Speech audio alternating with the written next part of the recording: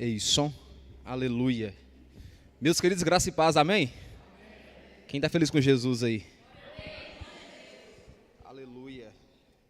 Vamos ter uma palavra de oração antes da ministração? Você pode curvar sua cabeça aí? Você belisca algo aí, Thiago? Para nós, no teclado. Deixa eu ver esse microfone aqui. Ei, tá melhor, não tá? Tá muito baixinho esse de cá. Deixa eu pegar esse fio aqui. Obrigado, querida. Você pode curvar sua cabeça em nome de Jesus? E vamos ter uma palavra de oração? Amém? Esse está melhor, o microfone está bom. Pai, nós queremos te agradecer por essa noite, pela tua presença, porque sabemos antes mesmo de estarmos aqui, o Senhor já estava. Eu quero te agradecer por hoje, pela oportunidade de estar aqui na tua presença. Sabemos que viemos aqui hoje, não simplesmente para ouvir palavras que agradam o nosso coração, mas ouvir aquilo que o Senhor tem que falar conosco. Que o Senhor possa falar com esse homem e com essa mulher, que ele possa ser edificado assim como foi no louvor. Que a ministração toque aos nossos corações, que não seja algo do meu íntimo, mas seja algo do Senhor para o nosso coração. Deus, a nossa confiança não está firmada em homens, mas está firmada no Senhor. Então revela a tua palavra ao nosso coração nessa noite.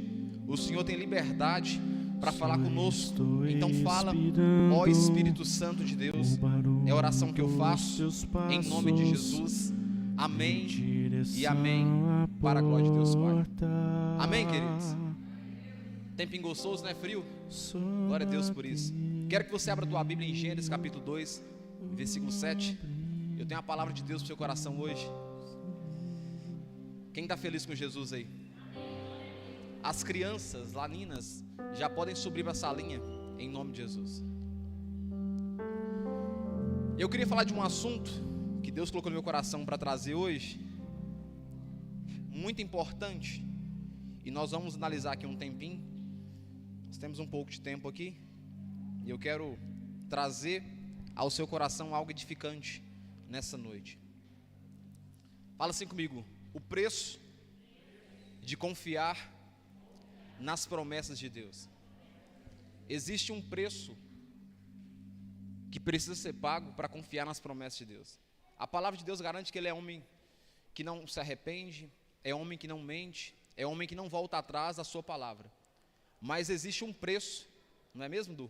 Para confiar nas promessas do Senhor. Só quem passa por uma situação difícil sabe o quão pesado é esse preço para confiar nas promessas de Deus.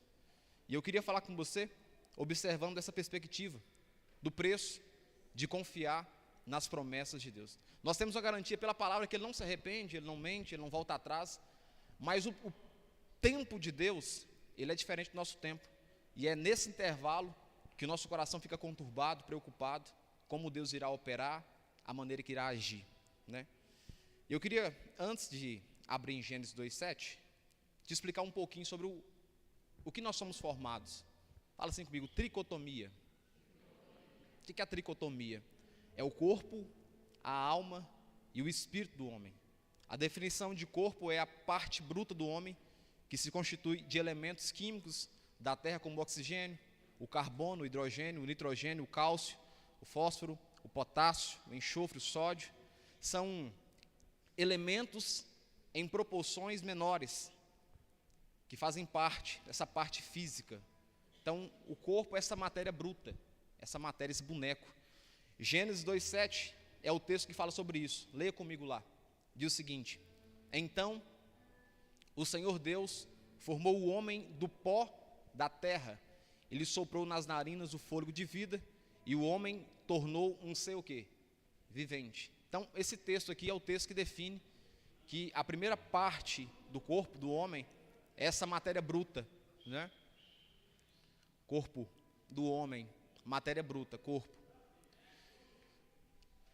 Fala assim comigo: alma. Então somos constituídos de corpo, que é essa matéria bruta, e o segundo é alma. O que é a alma? A alma é identificada no grego como psique. Esse termo identifica vida física e racional do homem. A alma é o pensar, é o agir, é o raciocinar, é o que está envolvido com essa mentalidade. Você está me ouvindo aqui, me entendendo, é por causa da sua alma. Então, corpo, matéria bruta, alma, psique. Fala assim comigo, espírito.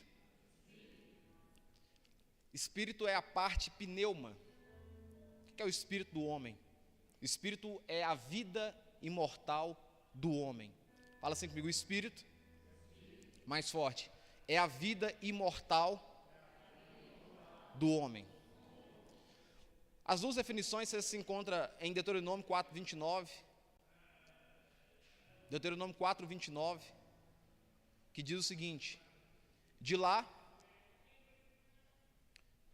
vocês buscarão o Senhor, o seu Deus, e o acharão, quando buscarem de todo o coração e de toda a sua alma.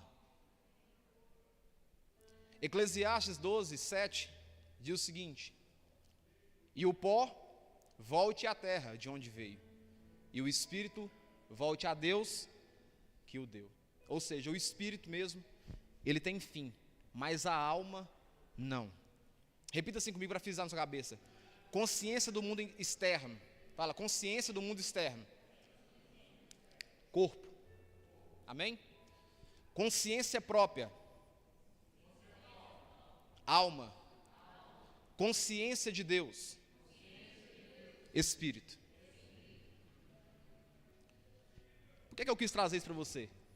Para você entender sobre um assunto interessante. Nós vamos falar sobre o preço de confiar nas promessas de Deus. Mas, contudo, nós precisamos lembrar que nós somos seres humanos, constituídos de um corpo, no mundo físico, constituído de uma alma e de um espírito. Entendendo isso, nós somos seres altamente frágeis, fragilizados. Resolva para mim, Du. Pede para sair, o meu sangue vai esquentando, norte de Minas. Somos seres altamente frágeis. O que significa isso? Suscetível à fragilidade. Você está bem hoje, daqui a pouco você está mal. Você está feliz hoje, daqui a pouco, olha para cá, não esquece lá no fundo. Daqui a pouco você está mal. Segunda coisa, somos suscetíveis a diversos sentimentos em um só dia. Ao mesmo tempo você está muito feliz, daqui a pouco o que, Guilherme? Está chateado. Ao mesmo tempo você está muito alegre, num pique lá em cima, daqui a pouco você se entristece. Ao mesmo tempo você está calmo e ao mesmo tempo você fica nervoso. Terceiro ponto, ou estamos muito bem, ou estamos muito mal. Ou estamos muito mal em frações de segundos. Outro ponto interessante, fala assim comigo, somos dependentes de aprovações. A gente fica o tempo todinho, Angélica, caçando o quê? Aprovação das pessoas. Que seja na rede social, que seja através de uma foto, que seja através de uma postagem, que seja através de um posicionamento, que seja através de diversas coisas. O tempo todo nós buscamos a aprovação das pessoas, passando mais tempo querendo que as pessoas nos aceitem do que nós mesmos nos aceitamos. Um outro ponto, somos suscetíveis à mudança de opinião, por causa de uma reprovação alheia, ou até mesmo por causa de um olhar. Se eu olhar mal para você, David, seu coração logo fica preocupado. O que o pastor está pensando de mim? Somos suscetíveis o tempo todo, por causa de um olhar, por causa de uma fala, por causa de um posicionamento, a mudança de opinião, a mudança de rota. Por causa de quê? Por causa da nossa fragilidade. A nossa fragilidade também nos causa falta de confiança. Quem é que é desconfiado das coisas? Levanta a mão para me ver. De todo mundo, né? Desconfiado. Porque a fragilidade humana causa o quê? Desconfiança. A gente vai se decepcionando tanto em relacionamento, em trabalho, em vida particular, em vida pessoal. E o que nos resta é o quê? Ficar desconfiado de tudo e de todos. A gente passa a não confiar com tanta intensidade. Outro ponto interessante. Isso faz com que o quê? Endureça a nossa alma, mas também endureça o nosso espírito. Logo, quando eu me decepciono, a tendência é endurecer a minha alma, meu pensamento. Eu já não fico mais vulnerável a qualquer coisa. Eu venho na igreja armado, pensando o que o irmão está pensando de mim, o que o outro está pensando de mim. Eu vou trabalhar preocupado. Se o patrão chega contrariado, eu já acho que foi eu que aconteceu alguma coisa. E isso também acaba matando a nossa parte espiritual. Já não acreditamos mais com tanta intensidade que Deus pode fazer o sobrenatural. Já não acreditamos mais com tanta intensidade que Deus pode mudar a nossa história. Começamos a entrar numa rotina de existência. Dias vão se passando e nada acontece de novo. Dias vão se passando e nada surge de novo. Por quê? Porque somos seres humanos fragilizados. E por isso que Jesus, ele fomenta na palavra dele, uma palavra muito pequena, mas muito importante, para que essa situação mude na vida da gente. Fala assim comigo, fé.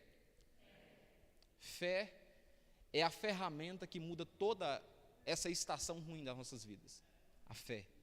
Fé é o atributo mais importante da vida humana para aqueles que querem servir a Deus. Porque sem fé, de fato, é o quê? Difícil? É impossível agradar a Deus. Eu comecei dizendo para você, nesse texto aqui, te mostrando que nós somos constituídos de corpo, alma e espírito. E te mostrando que estamos num plano natural e tendenciosamente somos viciados a ficar fragilizados, com problemas, com dores, com situações. E o que acontece é que nosso coração vai se esfriando e tendenciosamente passamos a dificultar mais a crença no poder de Deus. Quem está entendendo o que eu quero dizer? E eu quero falar com você sobre isso, sobre o preço de confiar nas promessas de Deus, estando nesse plano aqui, vivendo nesse conceito aqui, sabendo das nossas fragilidades, entendendo que somos seres que hoje estamos bem e amanhã estamos mal, mas há uma vontade nossa que precisa estar inerte dentro do nosso coração, que é a vontade de seguir, ou ouvir, ou perceber que Deus tem planos e promessas para as nossas vidas. Eu posso ouvir um amém? Mateus 17, versículo 18. Olha o que vai dizer aqui, Mateus 17, versículo 18.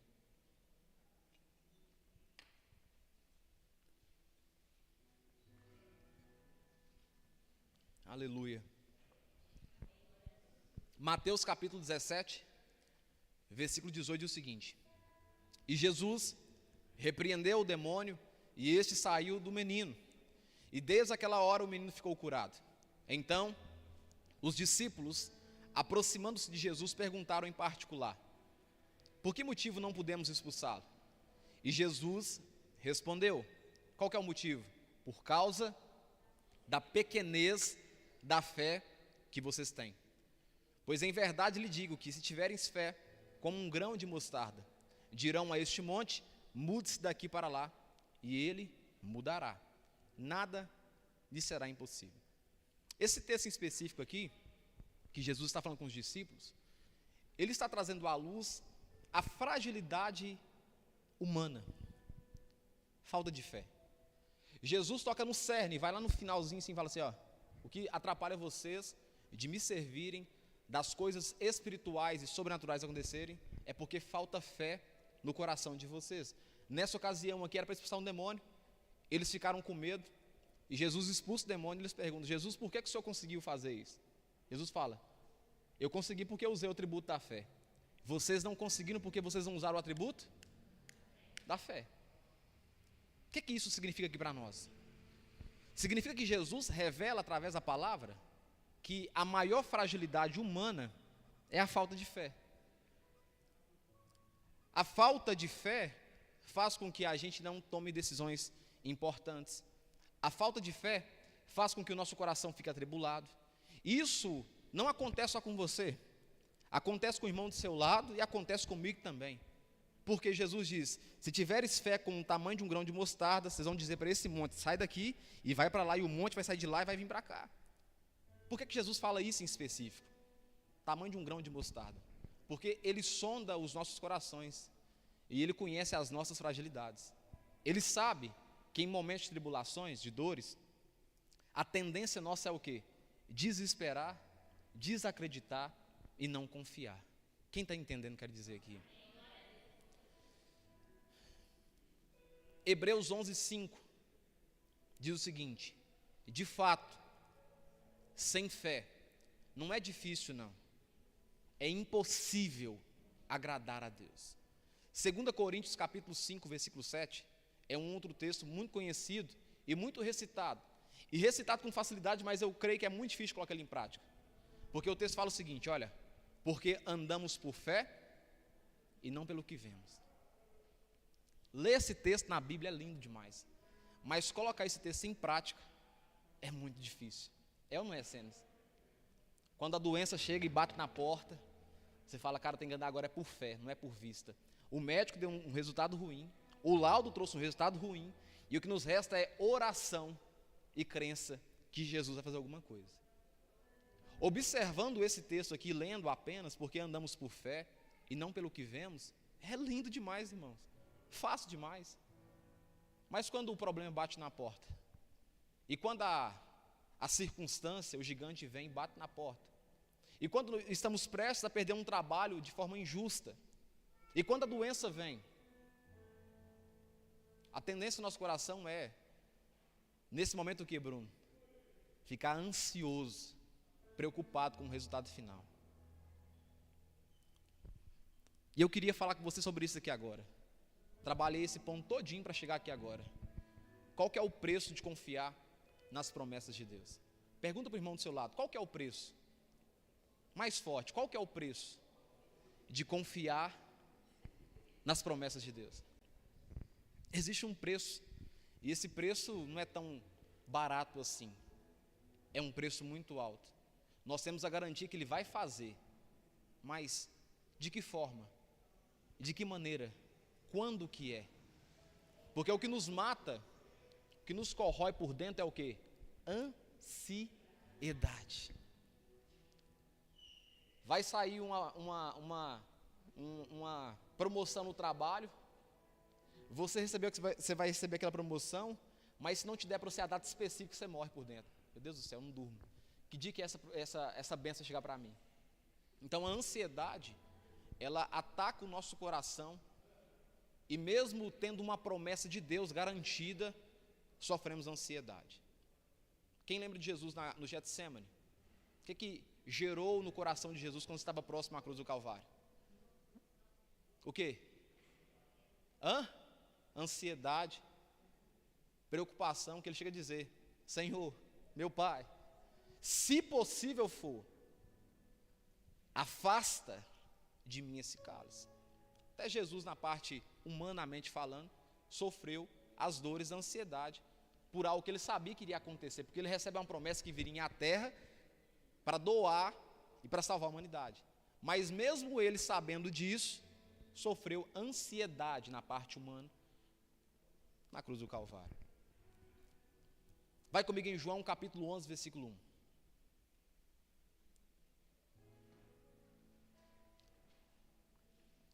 Qual que é o preço de confiar nas promessas de Deus? E o primeiro preço que eu quero falar com você é esse aqui de João capítulo 11, versículo 1.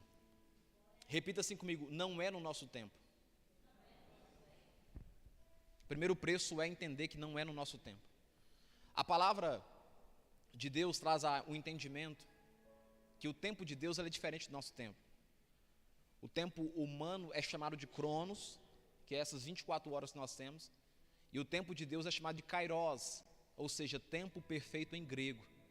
Tempo perfeito. Então o tempo de Deus, como diz Pedro, não é o mesmo tempo da gente. A palavra de Deus diz em 2 Pedro que um dia para Deus é como se fosse 1000 anos, e 1000 anos para Deus é como se fosse um dia, ou seja, o tempo humano não casa com o tempo de Deus. O primeiro preço não é no nosso tempo. João 11, versículo 1, eu vou lendo com você e vou aprendendo alguma coisa com você aqui. O texto diz o seguinte, um homem chamado Lázaro, ele estava o quê, queridos? Doente. Ele era de Betânia, da aldeia de Maria e de sua irmã Marta. Esta Maria, cujo irmão Lázaro estava doente, era a mesma que ungiu o Senhor com perfume e lhe enxugou os pés com seus cabelos. Por isso, as irmãs de Lázaro mandaram dizer a Jesus, aquele que o Senhor ama está doente. Ao receber notícia, Jesus disse, essa doença não é para a morte, mas para a glória de Deus, a fim de que o Filho de Deus seja glorificado por meio dela. Olha que interessante, Jesus já deu a descrição final do que é a doença.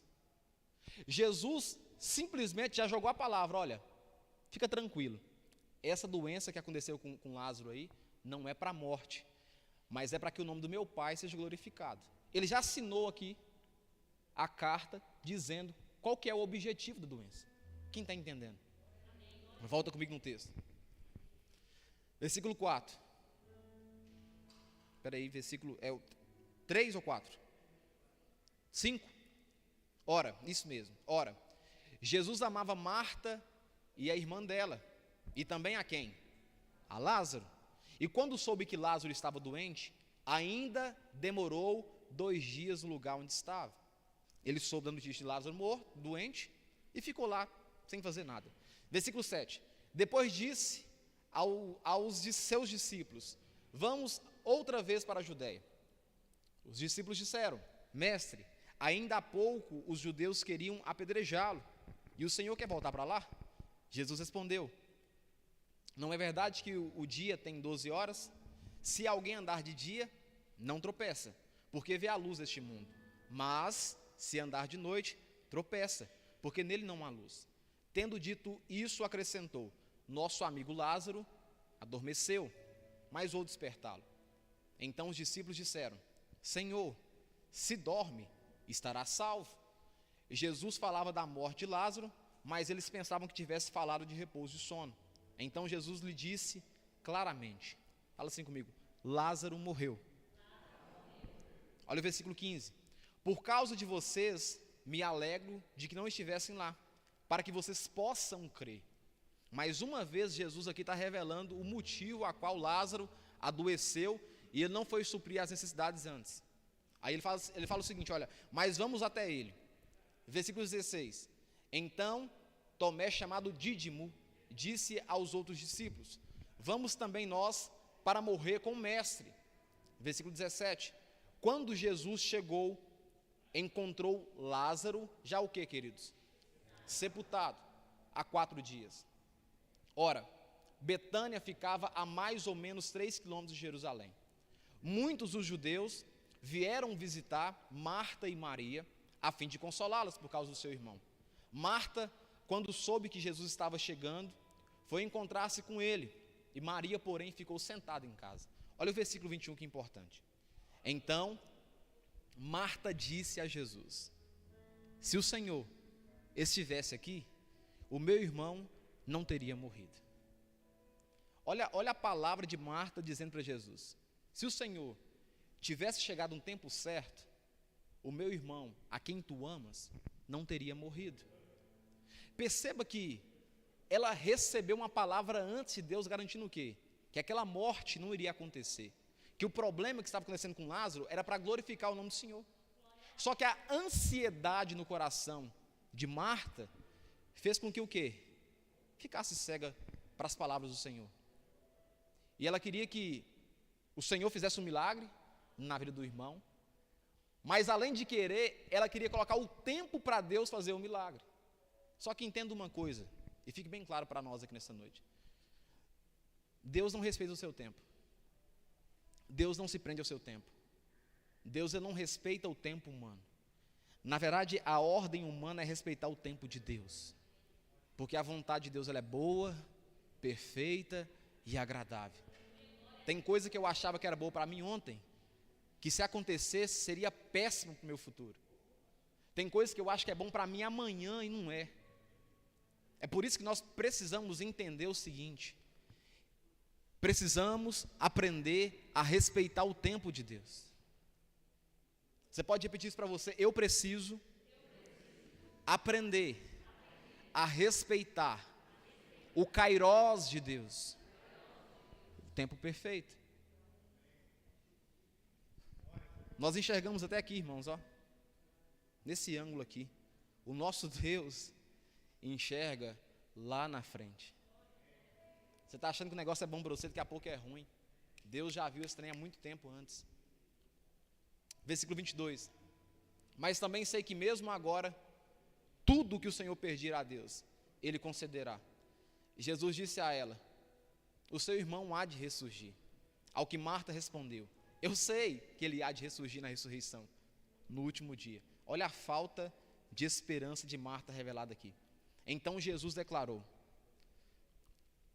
Marta, eu sou a ressurreição e a vida. Quem crê em mim, ainda que morra, viverá. E todo que vive e crê em mim, não morrerá eternamente. O que esse texto quer dizer aqui? Estou arrepiado aqui. Está se retratando da alma. Quem está entendendo? O corpo pode perecer, o espírito pode perecer, mas a alma vai ressurgir. Só que Jesus está dizendo aqui em outras palavras: Marta, o corpo do seu irmão vai voltar à vida de novo. Eu sei que a minha promessa se estende à questão da alma, e você crê que no último dia o seu irmão vai voltar a viver. Mas eu tenho uma promessa para a vida do seu irmão, que ele vai voltar a viver em vida, em matéria. Só que não é no seu tempo, não é nas suas condições, não é na sua axiologia, é no meu tempo. As coisas vão acontecer no meu tempo. Jesus disse a ela no versículo 23, o seu irmão há de ressurgir. Ao que Marta respondeu: eu sei que ele há de ressurgir na ressurreição no último dia. Então Jesus declarou: eu sou a ressurreição e a vida. Quem crê em mim, ainda que morra, viverá. E todo que vive e crê em mim, não morrerá eternamente. Você crê nisso? Marta respondeu: sim, Senhor. Eu creio que o Senhor é o Cristo, o Filho de Deus, que devia vir ao mundo.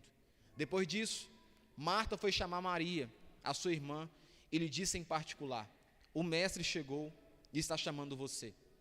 Quando Maria ouviu isso, levantou-se depressa e foi até ele, pois Jesus ainda não tinha entrado na aldeia, mas permanecia onde Marta o havia encontrado. Os judeus que estavam com Maria em casa e a consolavam, vendo-a levantar-se depressa e sair, seguiram-na, pensando que ela iria ao túmulo para chorar. Quando Maria chegou ao lugar onde Jesus estava, ao vê-lo, lançou-se aos seus pés, dizendo: se o Senhor estivesse aqui, o meu irmão não teria morrido. Quando Jesus viu que ela chorava, eis que os judeus que a acompanhavam também choravam. Agitou-se no espírito e se comoveu e perguntou: onde vocês o puseram? Eles responderam: Senhor, venha ver. E Jesus chorou. Então os judeus disseram: vejam o quanto ele o amava. Mas alguns disseram: será que ele que abriu os olhos ao cego não podia fazer com que Lázaro não morresse? Jesus, agitando-se novamente em si mesmo, foi até o túmulo, que era uma gruta em cuja entrada tinha colocado uma pedra. Então Jesus ordenou: tirem a pedra. Marta, irmã do falecido, disse a Jesus: Senhor, já cheira mal, porque está morto há 4 dias. Perceba que o tempo todo ela bate na tecla: está morto há 4 dias. O Senhor é culpado, porque ele está morto há 4 dias. Ou seja, o Senhor teve tempo para vir cá resolver essa situação, mas tem 4 dias que meu irmão morreu e o Senhor não fez nada. E Jesus respondeu: eu não disse a você que se cresce, veria a glória de Deus? Então tiraram uma pedra. E Jesus, levantando os olhos para o céu, disse: Pai, graça te dou porque me ouvistes. Eu sei que sempre me ouves, mas falei isso por causa da multidão presente, para que creiam que tu me enviastes. E depois de dizer isso, clamou em alta voz: Lázaro, venha para fora. E aquele que tinha morrido saiu, tendo os pés e as mãos amarrados com ataduras e o rosto volto num lenço. Então Jesus lhe ordenou: desamarre-no e deixe que ele venha para cá. Esse texto é o retrato perfeito de entender que Deus não trabalha no nosso tempo. Deus não se prende ao nosso tempo. A ansiedade de Marta e Maria era que Jesus fizesse o milagre, Gonçalo, mas preso no tempo delas. Elas não conseguiram entender que Jesus, além de fazer o milagre, queria que aquela operação fosse um sinal para a crença da incredulidade daquelas outras pessoas. O que eu aprendo com você, queridos? As promessas que Deus tem para a sua vida, elas vão se cumprir. Mas aprenda a esperar o tempo de Deus. Aprenda a descansar no tempo de Deus. Como disse o pastor Vinícius mais cedo, A gente começa muito bem orando, mas passou um tempinho a gente desanima. A gente começa muito bem acreditando, mas passou um tempinho a gente abre mão dos nossos sonhos. Por quê? Porque nós temos uma promessa garantida em Deus, mas nós queremos que Deus haja de acordo com o nosso tempo. Eu sinto muito te dizer, Deus não se prende ao nosso tempo. Mas eu tenho uma palavra de Deus para a sua vida. O tempo de Deus é muito melhor do que o meu, do que o seu. Muito melhor. Você tem que confiar em Deus. Você tem que acreditar que Deus pode fazer. Essa é a esperança que nos mantém vivos. Essa é a esperança que nos mantém nesse plano aqui, vivendo de verdade. Não apenas existindo. A crença que Deus está no controle e tem coisas grandiosas para as nossas vidas. Outro ponto que eu aprendo com você. Além de não ser no nosso tempo, fala assim comigo, não é do nosso jeito. Não é do nosso jeito. Não é. Gênesis 22, versículo 1. Gênesis 22, versículo 1. Não é no nosso tempo. Pode bater o pé. Não é no nosso tempo. Gênesis 22, versículo 1 diz o seguinte: depois dessas coisas, Deus pôs Abraão a quê, queridos? A prova. Porque Deus põe gente fiel à prova também. Deus põe aqueles que amam Ele à prova também. Foi assim com Daniel, foi assim com Abraão, foi assim com Moisés. Gente que ama a Deus também passa por prova. Gente que ama a Deus também cai em covil de leões. Gente que ama a Deus também cai em lugar onde tem fogo. Gente que ama a Deus também é provado. O problema é que nós achamos que quando nós servimos ao Senhor, tudo agora passa a ser perfeito. Não somos mais multados no trânsito. Sempre que nós precisamos de uma palavra, tem que ter alguém para dar uma palavra boa para a gente. Não, meu querido. Quem serve a Deus também passa por tribulação. Quem está entendendo? E vou dizer para você, é muita tribulação. Depois dessas coisas, Deus pôs a Abraão à prova e lhe disse: Abraão, e este lhe respondeu: eis-me aqui. Deus continuou: pegue o seu filho, o seu único filho, Isaque, a quem você ama, e vá para a terra de Moriá.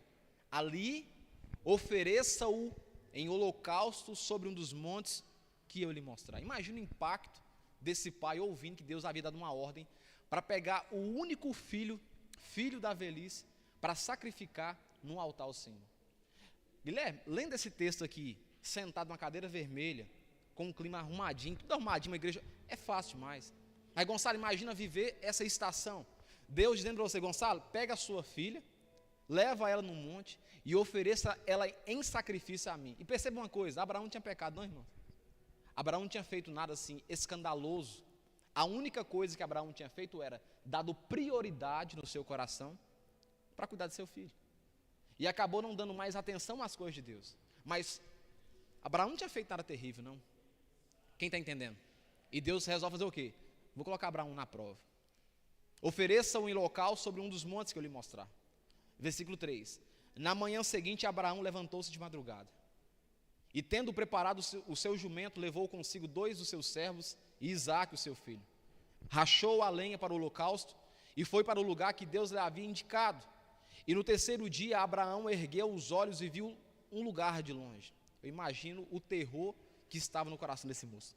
Então disse aos seus servos: esperem aqui com o jumento.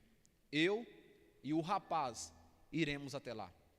E depois de termos adorado, voltaremos para junto de vocês. Abraão pegou a lenha do holocausto e a colocou sobre Isaque, seu filho. Ele, por sua vez, levava na mão o fogo e a faca. Assim os dois caminhavam juntos.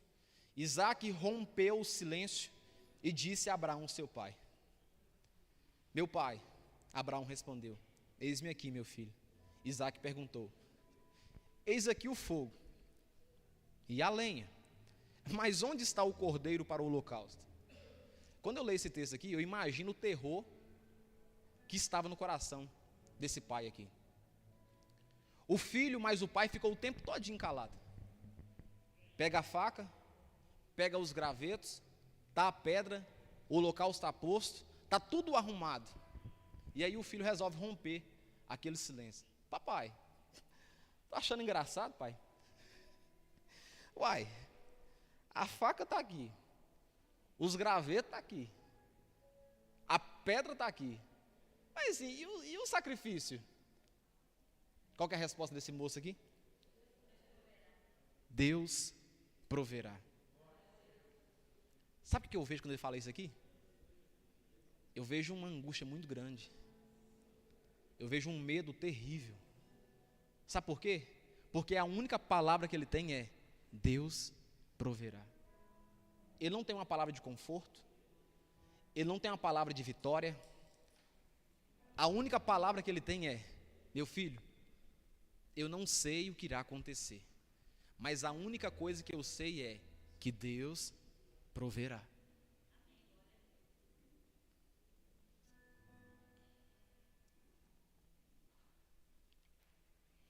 Abraão respondeu: Deus proverá para si o cordeiro para o holocausto, meu filho. E os dois seguiam juntos. Chegaram ao lugar que Deus havia indicado. Ali Abraão edificou um altar, arrumou a lenha sobre ele, amarrou Isaque, seu filho, e o deitou no altar em cima da lenha. E estendendo a mão, pegou a faca para sacrificar o seu filho. Mas do céu, o anjo do Senhor clamou: Abraão, Abraão. E ele respondeu: eis-me aqui. Então lhe disse: não estenda a mão sobre o menino, e não faça nada a ele, pois agora eu sei que você teme a Deus, porque não me negou o seu filho, o seu único filho. Abraão ergueu os olhos e viu atrás de si um cordeiro preso pelos chifres entre os arbustos. Abraão pegou o carneiro e ofereceu em holocausto em lugar de seu filho. E Abraão deu àquele lugar o nome de O Senhor Proverá. Daí, dizer-se a ti até hoje, o nome do monte, O Senhor Proverá. Então do céu, pela segunda vez, o anjo do Senhor clamou a Abraão e lhe disse: porque você fez isso e não me negou o seu filho, o seu único filho, juro por mim mesmo, diz o Senhor, que certamente o abençoarei e multiplicarei a sua descendência, como as estrelas do céu e como a areia que está na praia do mar. Sua descendência tomará posses das cidades dos seus inimigos. Na sua descendência serão benditas todas as nações da terra, porque você obedeceu a minha voz.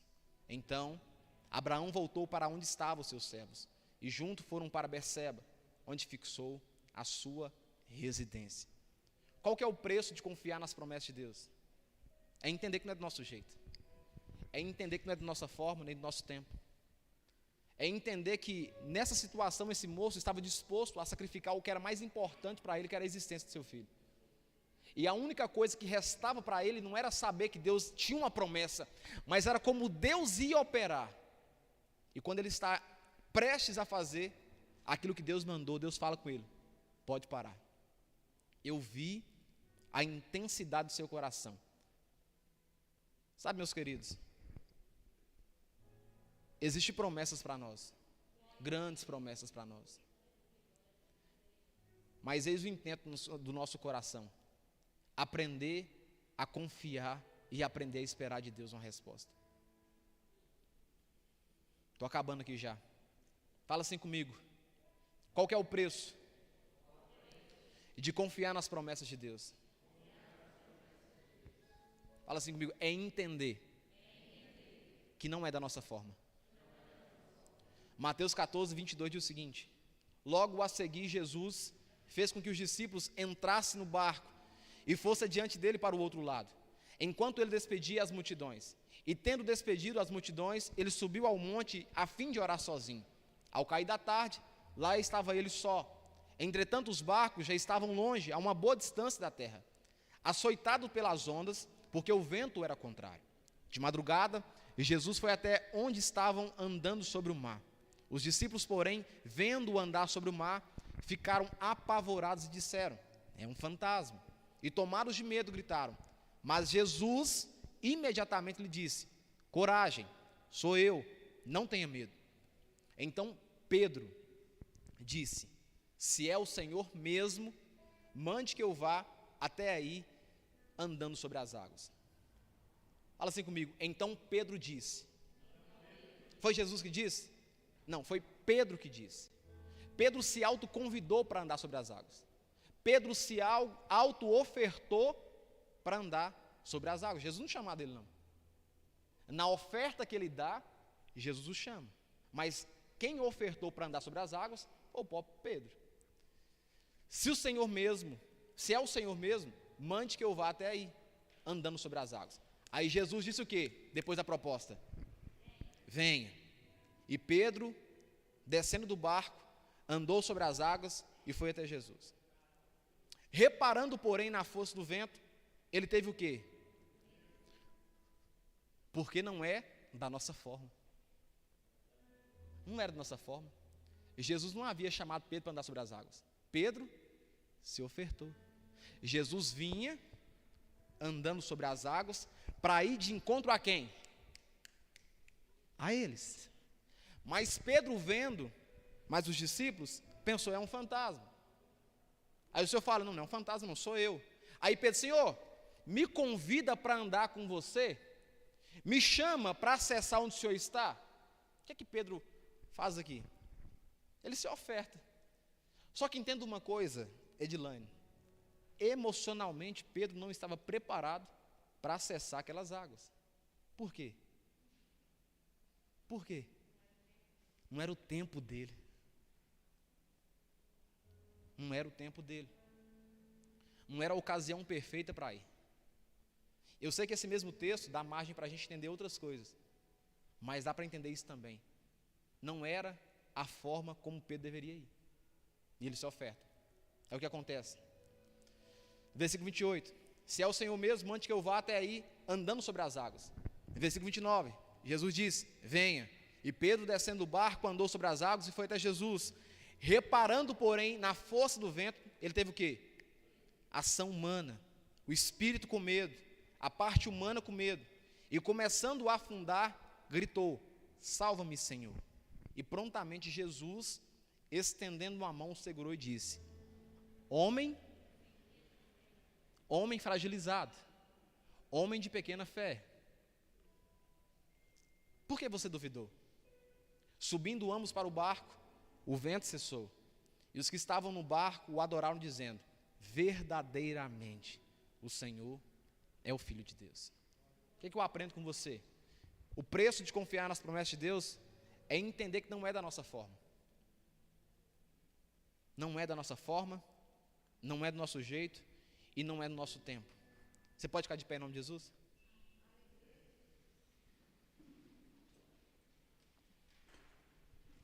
O trem esquentou aqui.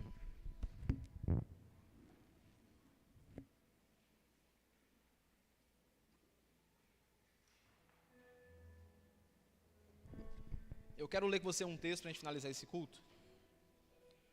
Porque você ouviu uma palavra aqui hoje dizendo que existe um preço a ser pago. E esse preço é alto demais. Mas eu queria finalizar esse culto lendo com você algumas pessoas que aceitaram confiar em Jesus. E o quanto elas foram bem-sucedidas por confiar e entender que existe um tempo, existe um preço e que não era da forma nem do jeito delas. Eu vou ler com você. E na medida que você for entendendo, você vai dando glória a Deus aí. Hebreus 11:1 diz o seguinte, ora, a fé é a certeza de coisas que se esperam e a convicção de fatos que não se veem. Pois pela fé, pelo atributo da fé, os antigos obtiveram bom testemunho. Pela fé, entendemos que o universo foi formado pela palavra de Deus, de maneira que o visível veio a existir das coisas que não são visíveis. Pela fé, Abel ofereceu a Deus o sacrifício mais excelente do que Caim, pelo qual obtivemos testemunho de ser justo, tendo a aprovação de Deus quanto às suas ofertas. Por meio da fé, pelo intermédio da fé, mesmo depois de morto, ainda fala.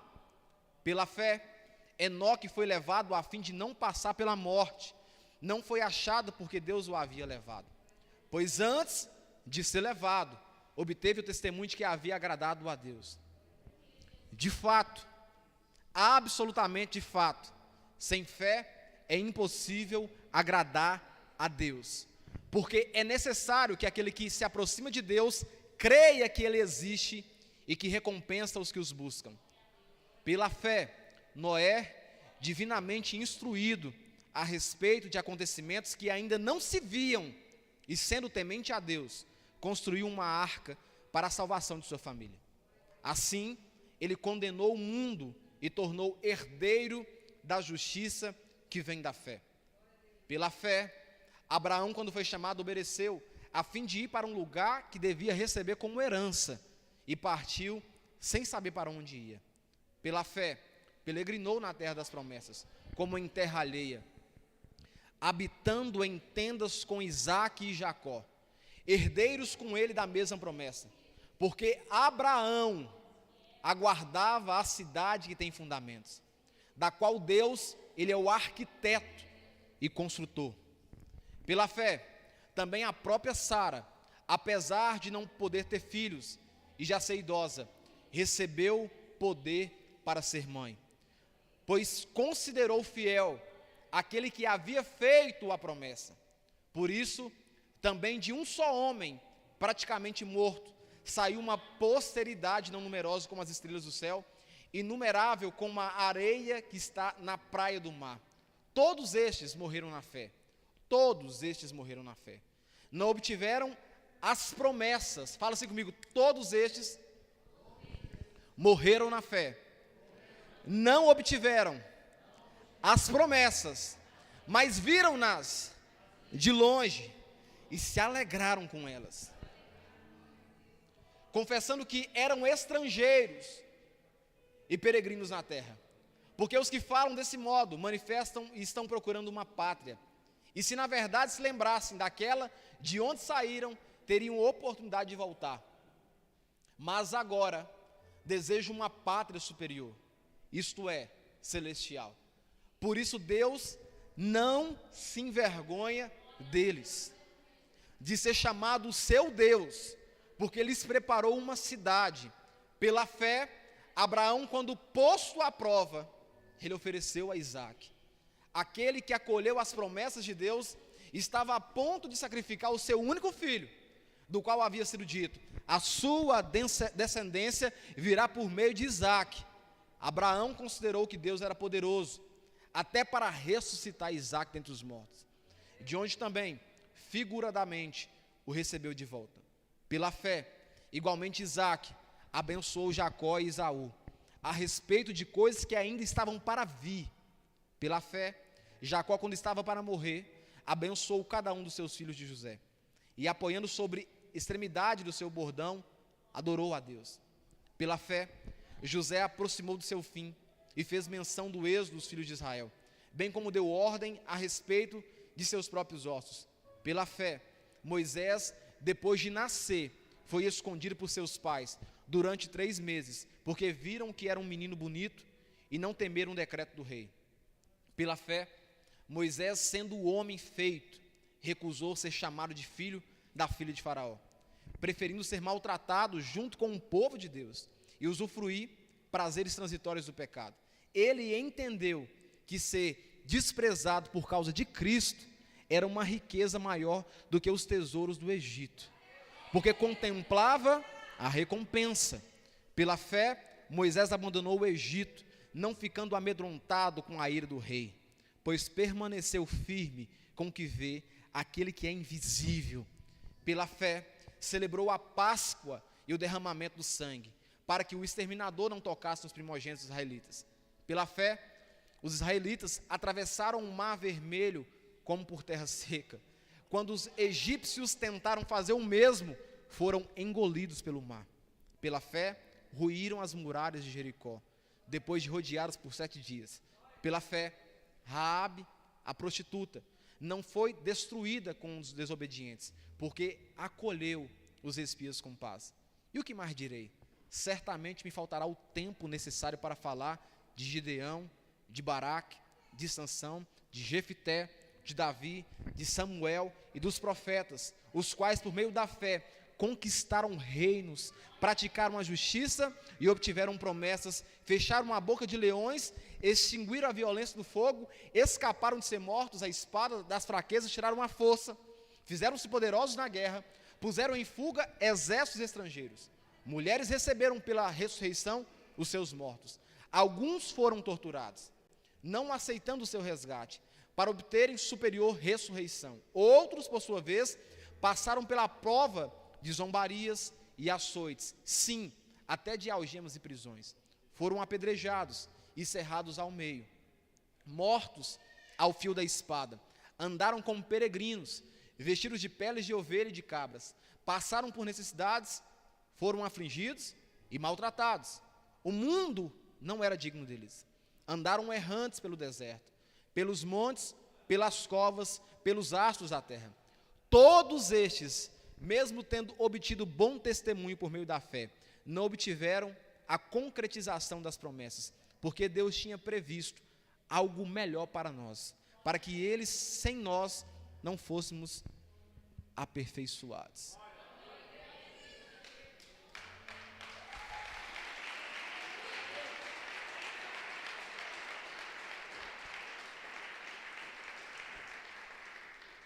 Cadê o meu louvor? Existe um preço. Existe um alto preço para crer nas promessas do Senhor. Alguns foram cerrados ao meio. Alguns foram jogados em covas de leões. Mas todos esses confiaram na promessa do Senhor. E todos esses vão herdar uma pátria que não é humana. Uma pátria celestial. Quem sabe você está aqui hoje, nessa noite, e tem muita promessa de Deus para você, para a sua vida. O moço foi embora agora no final do culto, para você ver. Perturbou o culto todinho, vai embora agora. Tinha que ficar até o final. Não tinha que ficar até o final? Aceitar Jesus no final aqui, fazer um apelo agora. Deixa eu voltar aqui onde eu estava. Todos esses tiveram, sabe? Situações, tribulações, perseguições, mas todos vão herdar uma pátria que não foi feita por parte humana. É de Deus. Coloca a mão sobre o seu coração antes de eu fazer um apelo aqui. Eu vou orar com você. E eu quero que você ouça a oração que eu vou fazer nesse momento. Espírito Santo de Deus, o Senhor é que consola e conforta os corações. O Senhor é que pode ir onde o medicamento não vai, onde a palavra do psicanalista não vai, do psicólogo não vai. O Senhor é que pode ir no mais profundo da alma do homem e do espírito do homem. Eu quero te convidar agora, Espírito Santo. Se existe alguém que está nesse lugar aqui nessa noite, que recebeu do Senhor uma promessa, uma palavra de uma vitória, mas o coração está ansioso, e é fácil entender que nós ficamos ansiosos. É perceptível que, mesmo tendo promessas garantidas pelo Senhor, o nosso coração gera inquietude, ficamos angustiados há minutos, ficamos felizes também há minutos, ficamos alegres, emotivos há minutos. Então o nosso coração o tempo todo ele fica, sabe, não firmando o Senhor. Mas a minha oração nessa noite é: traga no nosso coração a memória que o Senhor é um Deus de promessas. E por mais que estejamos passando por problemas, por situações, e talvez, como a tua palavra diz, não conseguimos conquistar tudo aqui na terra, para nós já tem uma vitória garantida, que é morar com o Senhor. Para nós já tem uma vitória estendida, ofertada, que é passar o resto das nossas vidas juntamente contigo. Meu Deus, me faça entender que os seus planos são maiores que os meus, que as suas promessas são maiores que as minhas lutas, as minhas dores não podem alcançar a verdadeira promessa da vida com o Senhor. Espírito Santo de Deus, coloca calmaria no meu coração. Espírito Santo de Deus, coloca calmaria no coração desse homem, dessa mulher que está aqui, para entender que o Senhor não volta atrás às suas palavras. Deixa meu coração entender que maior são as suas promessas para a minha vida. É a oração que eu faço nesta noite. Deixa eu falar com você. A maior promessa de Jesus para nós, de Deus na verdade para nós, não é enriquecer, não é ter uma casa própria, não é ter um carro próprio. A maior promessa de Deus para nós é o envio de Jesus, que é o seu Filho, para que nós podemos obter através de Jesus a salvação das nossas almas. Por isso, de nada adianta ser bem sucedido financeiramente, ter uma boa casa, ter um bom emprego, ter um excelente casamento, ter bons filhos, morar em um lugar chique ou um lugar simples. Nada disso é tão importante. O mais importante para nós é a salvação das nossas almas. Nenhum milagre no físico compara com a salvação das nossas almas. Eu poderia falar com você aqui que a promessa financeira vai se cumprir, e é verdade, vai se cumprir. Eu poderia falar com você que a promessa no seu casamento vai se cumprir, você vai ser feliz, e vai se cumprir. Mas eu quero te falar de uma promessa muito maior do que isso, que é a salvação da sua alma do fogo do inferno. O que eu preciso fazer, pastor? Você precisa ouvir essa palavra aqui hoje e escolher a partir de hoje servir Jesus como seu único e suficiente Salvador, entendendo que Jesus é suficiente, que Jesus é único e exclusivo para salvar a sua alma. Você vai passar a ser perfeito? Não, você vai errar. É capaz de sair ali fora, você xingar alguém. Por quê? Porque nós estamos no qual plano? Humano, é carne, é desejo, é natural. Nós estamos no plano natural. Aí depois, quando a gente morrer, tiver o corpo, sabe? Aí é diferente, aí é outro assunto. Mas o que eu preciso fazer? Assumir um compromisso público com Jesus, porque a maior promessa é a salvação das nossas almas. Você pode cantar aquela música, Tiago, aquela da bênção? É da bênção? Nós cantamos domingo? Não, é uma outra, nós estamos cantando agora direto. Qual que é? Nós cantamos ela. Bondade, cara. Bondade, cara. Essa música aí é de Deus mesmo, essa música. Escuta essa música e depois vamos fazer um apelo aqui na frente. Quem foi abençoado?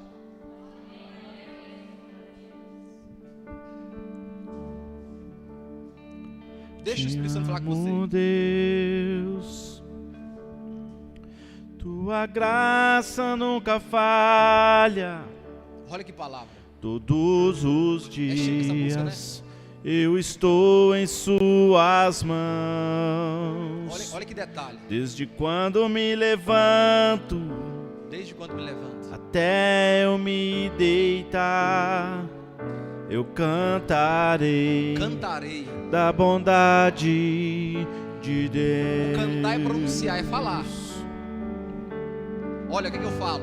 És fiel em todo tempo. És fiel em todo tempo. Em todo tempo tu és tão bom. Com todo fôlego que tenho, eu cantarei da bondade de Deus. Olha. Tua doce voz que me guia em meio ao fogo, em meio às provações, na escuridão, tua presença me conforta. Ou seja, não estou vendo nada. Eu sei que és meu Pai, que amigo és. Eu vivo na bondade de Deus. Olha como Ele é. És fiel em todo tempo. Em todo tempo tu és fiel.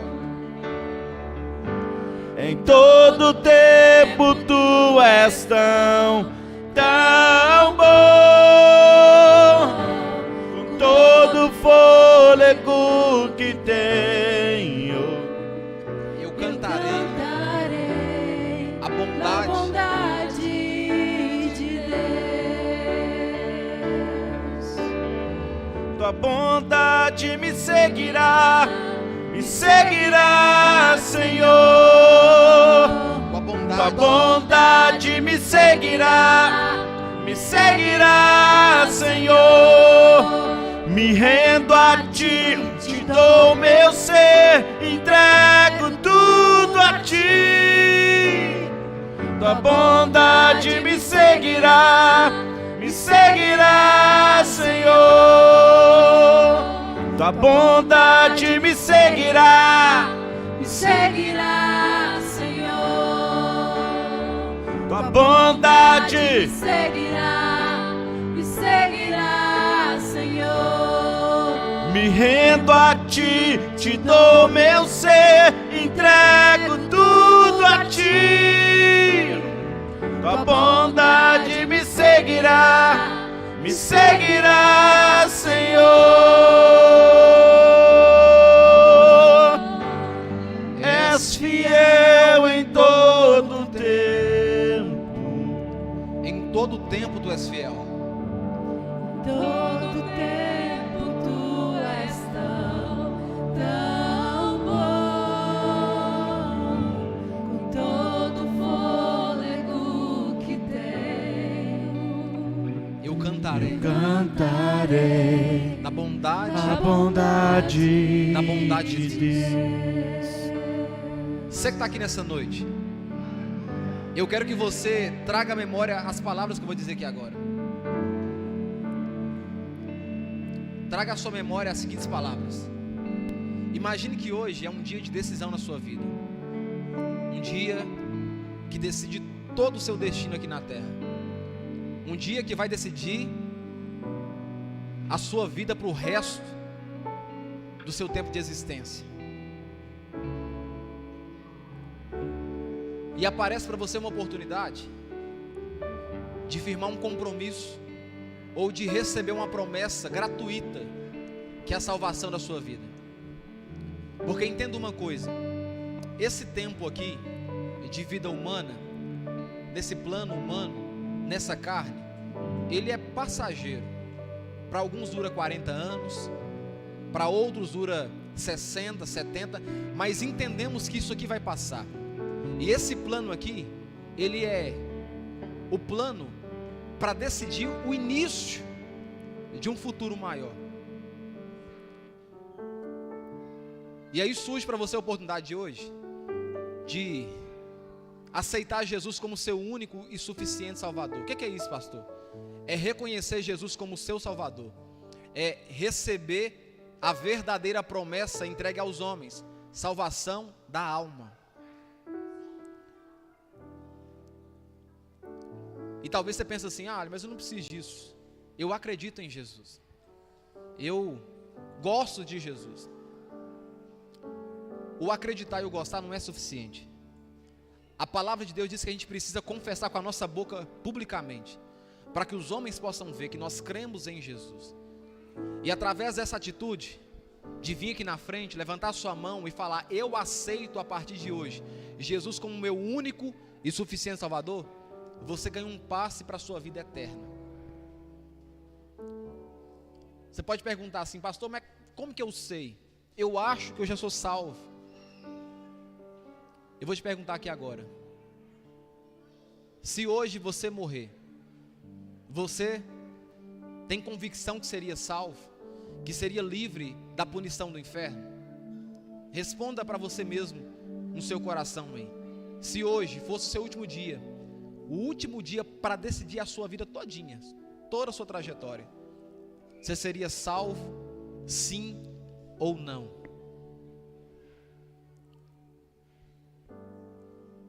Quero dizer para você, se gerou dúvida no seu coração, eu sinto muito em te dizer: você não é salvo em Cristo Jesus. Se seu coração não teve uma resposta pronta, prontificada para falar: não, pastor, eu tenho convicção da minha salvação, eu sei que se hoje eu morrer, eu serei salvo. Se seu coração não teve essa palavra, é porque o Espírito Santo está te conduzindo a entender que você precisa, a partir de hoje, assumir esse compromisso, para a partir de hoje então ter certeza da sua salvação. O que é o apelo?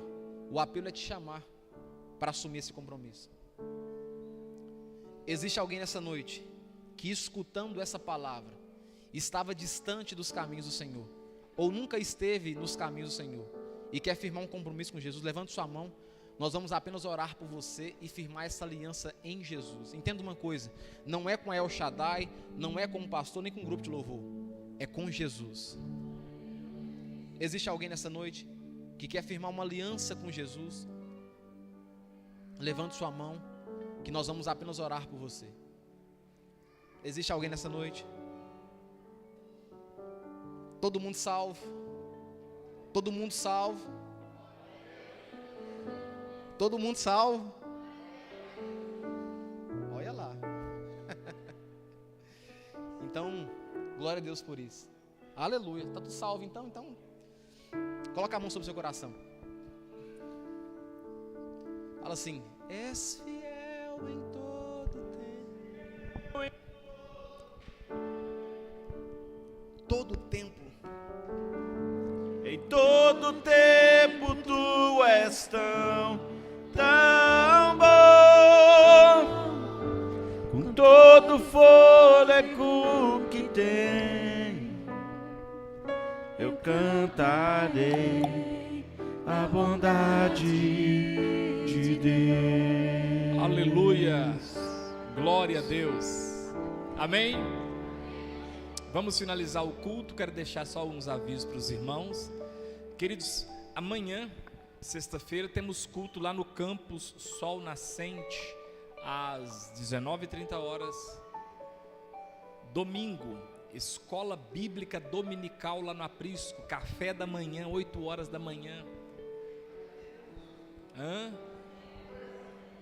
Ceia também, né? Segundo domingo é ceia. Já é segundo domingo? Não, o Sueli fica dando aviso, é lá no Sol Nascente que é domingo. Então domingo, escola bíblica dominical, às 8h, café da manhã, 8h30 escola bíblica, e às 10h, culto aqui na igreja, e às 18h, culto também. Então venha para o culto em nome de Jesus, amém? Erga suas mãos aos céus, que a graça de Deus, as consolações do Espírito Santo e o amor de Cristo Jesus esteja sobre a sua vida hoje para todo sempre. Deus abençoe sua vida. Vai cantando assim, ó. És